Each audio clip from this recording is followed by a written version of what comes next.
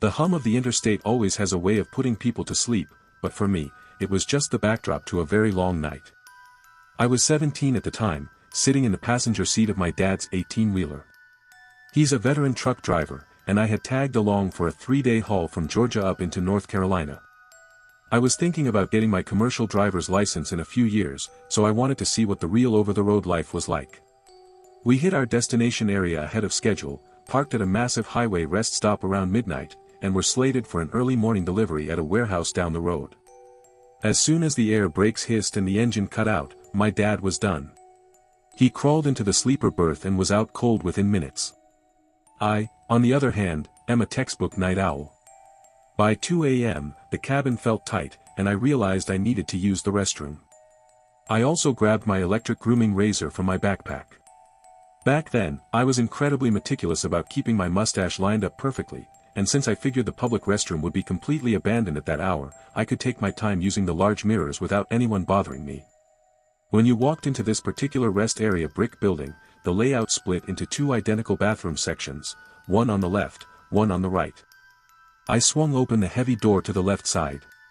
The air inside smelled strongly of industrial bleach and damp concrete. But it wasn't empty. Standing near the far row of urinals was a man. He was shockingly tall, easily 6'4", wearing a clean canvas jacket and a neatly trimmed beard. He didn't look homeless or disheveled, he just looked incredibly still. I didn't want to make eye contact, so I walked past him and slipped into a toilet stall.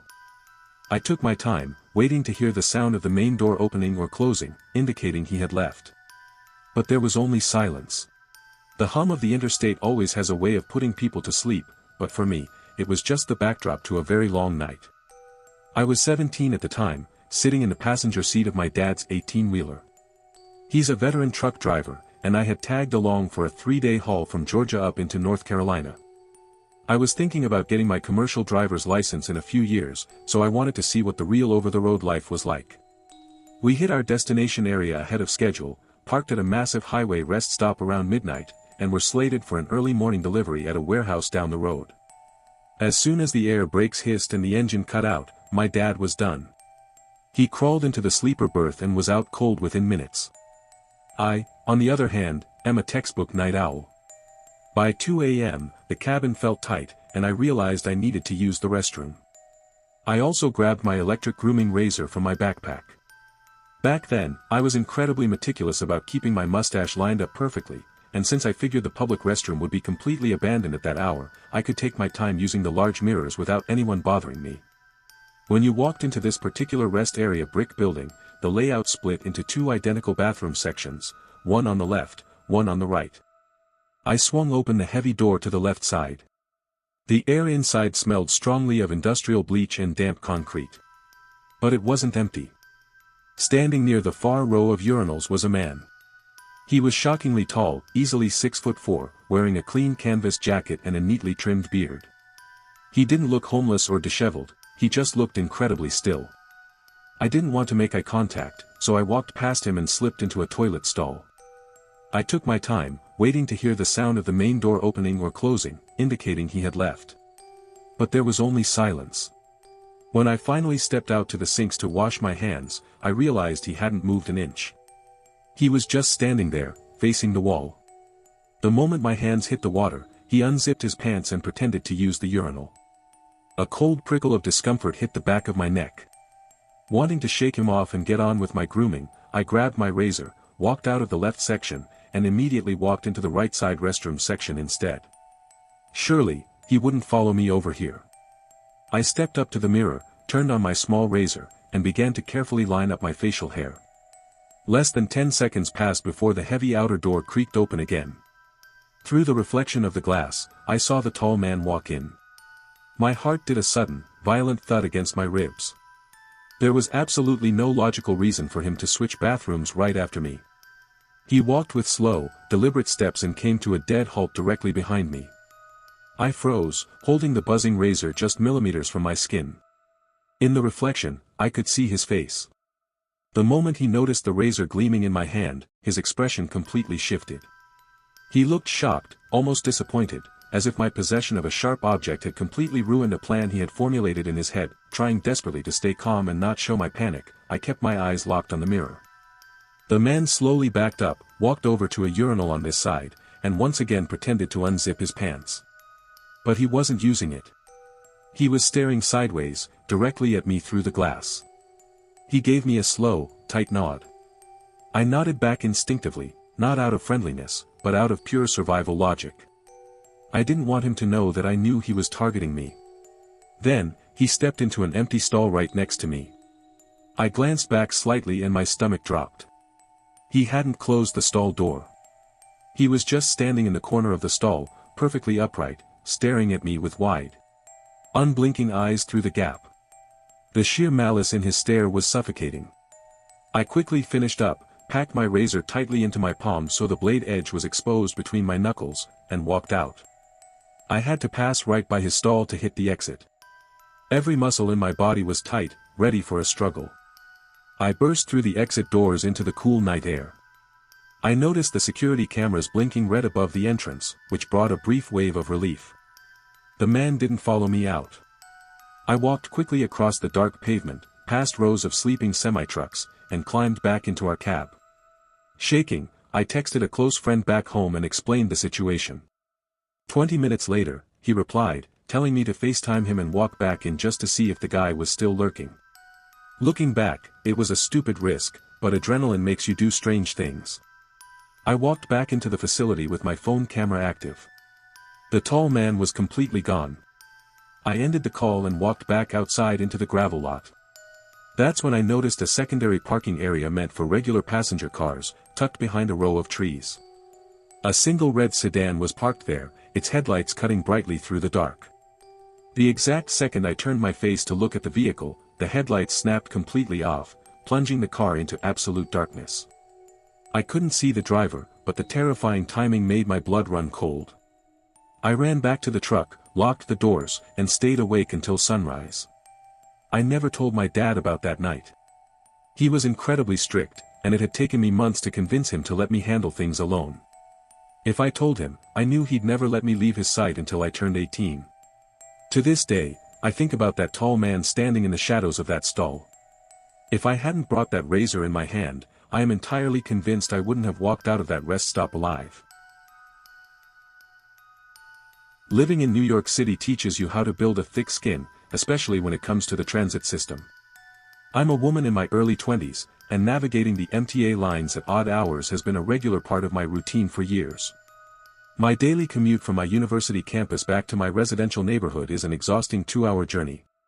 It involves transferring between 2 different subway trains, waiting for a local bus, and then enduring a poorly lit 5-block walk down a series of quiet streets. You get used to the noise and the crowds, but you also learn when to listen to your instincts. It was a Tuesday night when the first crack in my sense of security happened. I had just managed to slip into a crowded subway car right before the automated doors slid shut. I stood near the center pole, my headphones firmly in my ears, letting the music drown out the screeching of the tracks. Through the audio, I began to catch the faint, aggressive sound of a voice. I glanced up and noticed a man sitting a few feet away. He was disheveled, staring directly into my eyes with a frightening intensity.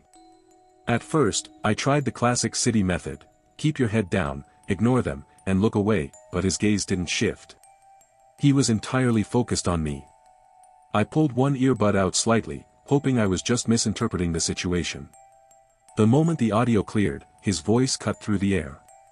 He was hurled a barrage of vicious insults and profanity straight at me, his face twisted in unprovoked rage. My heart immediately leaped into my throat.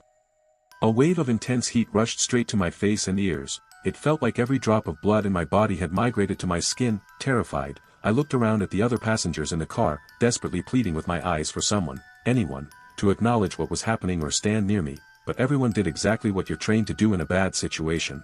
They looked at the floor, stared at their phones, and completely pulled away. Nobody would hold my gaze for more than a second. The isolation felt worse than the shouting.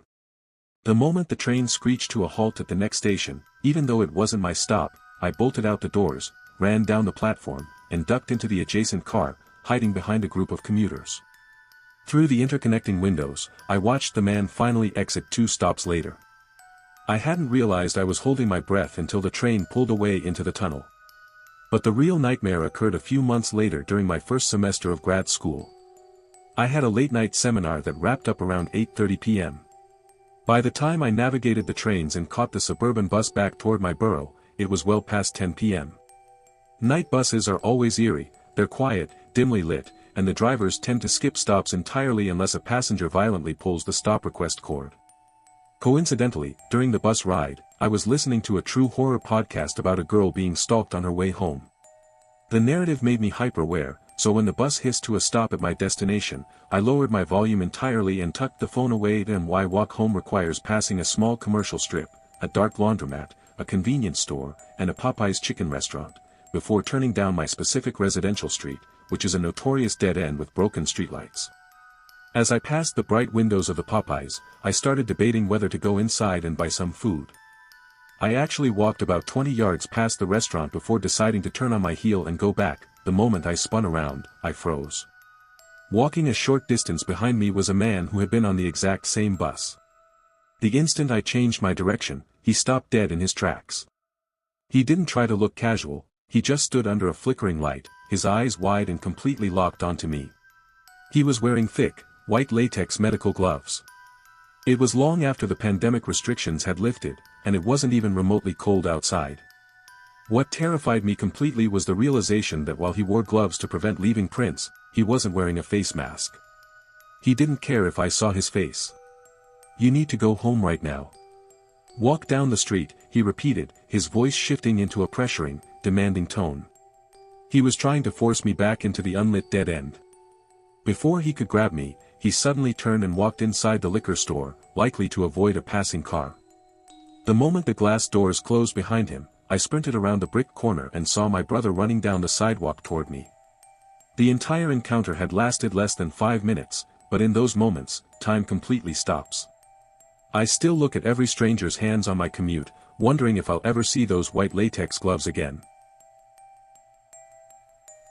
The city I grew up in is located in the southern region of Europe, a place known for its tight-knit communities and quiet, almost boring suburban layouts. My neighborhood was comprised of small, single-family homes and a few low-rise residential buildings. There were no abandoned industrial sites, no dark alleys, and absolutely no history of violent crime. I knew every single neighbor by their first name, and for the first 19 years of my life, I never once felt the need to lock our front gate during the daytime. Back in the autumn of my sophomore year at university, my life was an endless, repetitive cycle. I would wake up early, attend long lectures, head straight back home to cram for my engineering exams, sleep for a few hours, and do it all over again. I had zero social life. But on one particular Friday, my parents announced they were traveling to a neighboring province to visit some aging relatives. They were leaving Friday afternoon and wouldn't be back until late Sunday evening. For a 19-year-old guy who had been buried in textbooks for months, this was the ultimate green light. I immediately called my core group of friends and we planned a massive hangout for Saturday night, complete with video games, pizza, and zero academic stress. However, I had one final obligation to clear on Friday evening. My department was hosting the annual geography quiz in the main university hall. I had promised my peers I'd be part of their trivia team, and since I've always had a strange knack for maps and terrain data, I dragged myself to the campus. The hall was absolutely packed to the brim with students, faculty, and spectators. The atmosphere was incredible, there was free food, loud music, and a lot of friendly competition among the 10 participating teams. Our team did phenomenally well. By the time the final scores were tallied and announced, we had secured second place. We received a small commemorative plaque, snapped a few group photos, and celebrated outside the hall. By the time I parted ways with my friends and headed toward the transit lines, it was incredibly late. I barely managed to slip through the turnstiles to catch the very last subway train of the night. The transit system in our city shuts down completely after midnight, which can leave you stranded if you miss the window. I stepped off at my local station around 1:15 a.m. The air had that sharp, biting chill characteristic of early October, and a thick fog was starting to roll in over the pavements. My house was about a 10-minute walk from the station platform. The streets were dead silent, every single residential window I passed was completely dark, and the only sound was the rhythmic scraping of dry leaves against the asphalt. I was exhausted, mentally draining myself thinking about the microwave instant noodles waiting for me in the kitchen. Then, the silence of the night was shattered. It was a sound so violent, so raw, that it made me stop instantly in my tracks. It was a human scream, definitely a man's voice, but it didn't sound like a typical street fight or a drunken shout. It was a blood-curdling, agonizing shriek of pure terror, sounding exactly like someone who was undergoing extreme physical torture or having a limb severed. The sheer volume of it echoed off the concrete walls of the houses. I stood frozen, my breath catching in my throat, trying to scan the dark tree lines to identify where it came from. For a few seconds, the silence returned, heavier than before. Then, a second scream ripped through the air. This time, I could pin down the trajectory perfectly. The sound was coming directly from the street where my house was located. Natural fight or flight kicked in. I didn't run immediately because I didn't want to draw attention to my footsteps, but I began walking at an incredibly fast pace, my eyes darting to every dark driveway and my ears straining for any sign of movement. As I rounded the final brick corner that led directly to my front gate, I caught sight of something in the dim glow of the solitary streetlight. A group of 4 or 5 individuals was standing in the middle of the road, roughly 200 yards away from my position. The moment my silhouette appeared under the corner light, the entire group froze. Then, without a single word of warning, all of them broke into a full sprint directly toward me. Panic completely seized my brain. My mind raced with questions. Why would a group of random people chase someone the exact second they saw them? My house was positioned right between me and the oncoming group, but luckily, I was much closer to my front door than they were. As they ran, they began shouting unintelligible, guttural phrases that didn't sound like coherent language. I reached my iron front gate, yanked it open, and dashed up the short porch steps to my main wooden door. My hands were shaking so violently that when I pulled out my key ring, the metal slipped from my fingers and clattered onto the concrete floor. It felt exactly like a cliché scene from a horror film.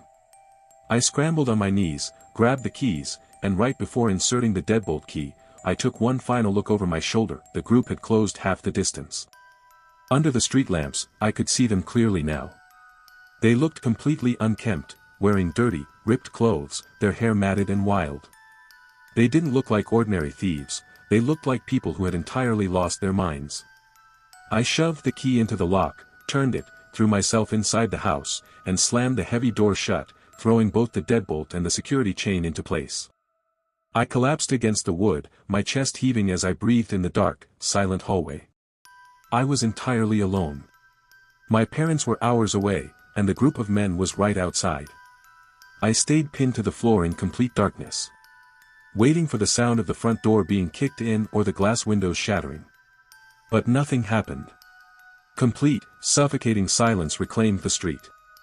After about 10 minutes of agonizing waiting, I dragged myself up to the kitchen window and peeked through the blinds. The road was entirely empty. The wind was gently blowing the branches of our walnut tree, but the group had vanished into thin air. I picked up my phone and dialed 112, our emergency services number. The dispatcher who answered was frustratingly bureaucratic. She kept asking if I knew the individuals personally or if they had issued specific verbal threats. I told her about the agonizing screams and the chase, emphasizing that I was a teenager alone in a house. Finally, she agreed to dispatch a local patrol car to scout the perimeter.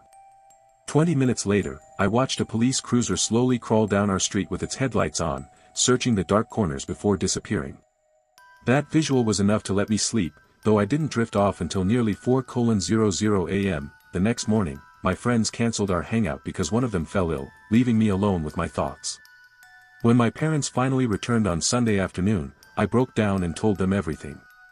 The look of pure terror on my mother's face was enough to change our household rules forever.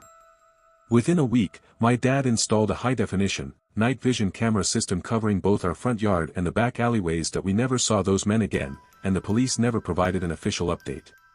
To this day, the same theories haunt my mind. Who was the man screaming in the dark?